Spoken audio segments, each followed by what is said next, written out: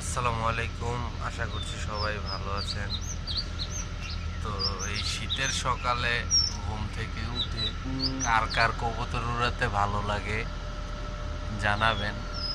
তো এই যে আমার কবুতরগুলোকে আমি ছেড়েছি, এই যে উড়ছে।